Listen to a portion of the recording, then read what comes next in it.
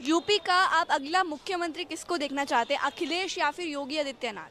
पहला तो अखिलेश नहीं, माननीय अखिलेश बोलिए आप। वो हमारे नेता हैं, नेता प्रतिपक्ष हैं, बहुत अच्छे हैं। तो अगला जो सीएम है वो नेताजी हमारे जो हैं माननीय अखिलेश यादव जी हैं। उनको ही क्यों चाहते हैं, हम योगी जी को क्यों नहीं चाहते? देखिए एक चीज़ आपने, आई थिंक आपको नहीं पता होगा, जब वो सीएम थे, ठीक है, सीएम के टाइम पे जब हमें टीवी का रिमोट पकड़ना ढंग से नहीं आता था ना, उस टाइम पे उन्होंने लैपटॉप दिया था।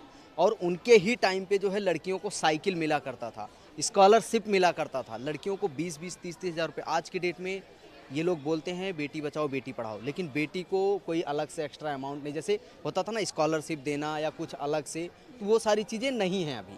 तो इसलिए मेरे को नेताजी के बेटे जो हैं माननीय अखिलेश, वो बहुत अच्छे। क्या वजह है कि यूपी वाले जो हैं कहीं ना कहीं योगी जी को बार बार जिता रहे हैं? देखिए जिताना, मेरे को, अब मैं अपने विधानसभा की बात करूँ, विधानसभा 276 में, तो अभी तक जो है चाहे सांसद ले लो आप, चाहे विधायक का चुनाव, चाहे लोकसभा या राज्यसभा ले लो, दोनों में जो है अभी हमारे यहाँ सपा की ही सरकार है। और अदर विधानसभा की मैं बात नहीं कर सकता, बिकॉज जो हमारा विधानसभा है वहाँ हमेशा सपा ही रही है।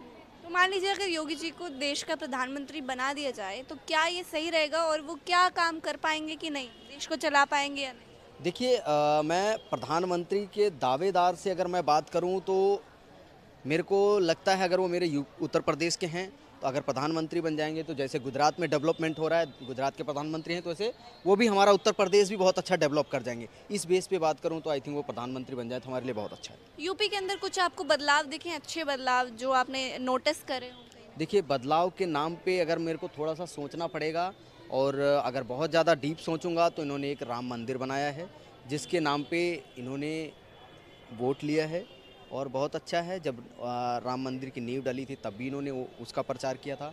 और इवन अभी भी इन्होंने, जब ये गए थे भगवा का लहराने, तब भी वो जो है वोट के लिए ही गए थे। तो आई थिंक देखा जाए अगर सही मायने में तो राम मंदिर का निर्माण किया है अयोध्या में। और रोजगार के नाम पे तो अभी ऐसा कुछ दिख नहीं रहा मेरे को। बहुत बड़ी उपलब्धि जिसको बोलते हैं राम मंदिर, इंटरनेशनल मुद्दा था जो इन्होंने रिजॉल्व किया, बहुत अच्छा बात है, बहुत अच्छी बात है, अप्रिशिएट करता हूं मैं। लेकिन इनको ना देश के उत्तर प्रदेश के जो युवा हैं जिनको नौकरी के लिए, जैसे मैं हूं, मैं मेरे को दूसरी दूसरी जगह जाना पड़ता है जॉब करने के लिए, और अच्छे हॉस्पिटल भी होने चाहिए। एम्बुलेंस, जैसे माननीय अखिलेश जी ने अपने टाइम पे, ठीक है, 100 नंबर चलाया था एम्बुलेंस के लिए।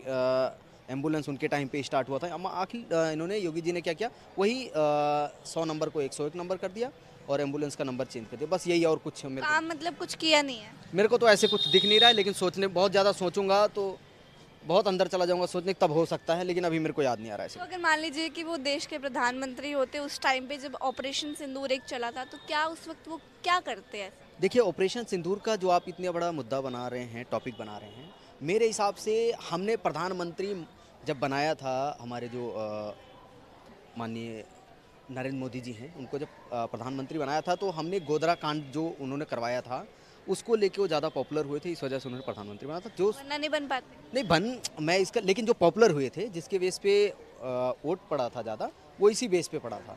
तो अगर इन्होंने इस बेस पे ऑपरेशन सिंदूर का रिजल्ट ये रहा, तो आई थिंक वो इससे अच्छा बहुत बड़ा काम नहीं किए हैं। तो ऑपरेशन सिंदूर का जो रिजल्ट था वो अच्छा नहीं था।